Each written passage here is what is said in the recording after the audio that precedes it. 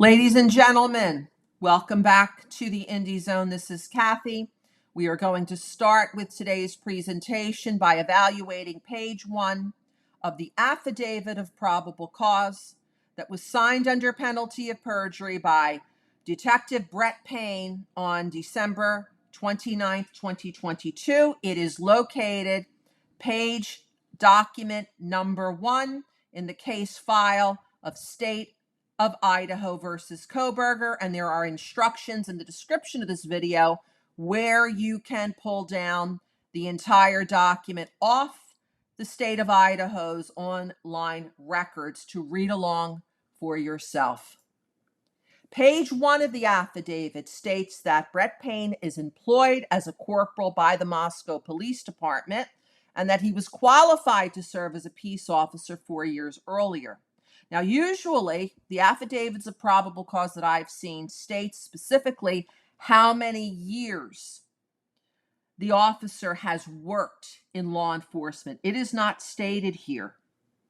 Brett Payne began working as a peace officer for Moscow Police Department in 2020, giving him just over 2, not 4 years of law enforcement working experience. Page 1 states that Detective Payne and Sergeant Blacker, another officer with the Moscow Police Department, responded to 1122 King Road on November 13th, 2022 at approximately 4:00 p.m. The affidavit states that Brett Payne and Sergeant Blacker were there to assist with the processing of the crime scene and confirms that another law enforcement agency, the Idaho State Police, was already on scene to also begin processing the crime scene. Now, Moscow Police Department, this is their jurisdiction. They are the lead agency. They invited in the ISP to assist with the crime scene. The affidavit, page 1, goes on to confirm that Officer Corbin Smith is one of the official reporting Moscow Police Department officers to the scene. We will learn later on that Moscow Police arrived at just before noon, although the affidavit of probable cause goes on to state that the crimes occurred between 4:00 a.m. and 4:25 a.m. Officer Smith accompanies Detective Payne through 1122 King Road. They enter via the first floor door of the building. On the second floor, Officer Smith accompanies Detective Payne to the west bedroom.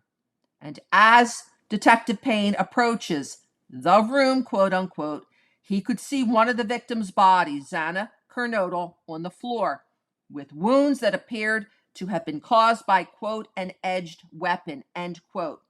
Also in the room we see on page 1 is a second victim, Ethan Chapin. However, unlike with Xana, Detective Payne makes no statements or observations regarding what Ethan's wounds appeared to have been caused by. This is the end of our analysis of page 1 of the Affidavit of Probable Cause. Please join us for the next episode where we will go into page 2. This is Kathy. You have been listening to the Indie Zone. Thank you.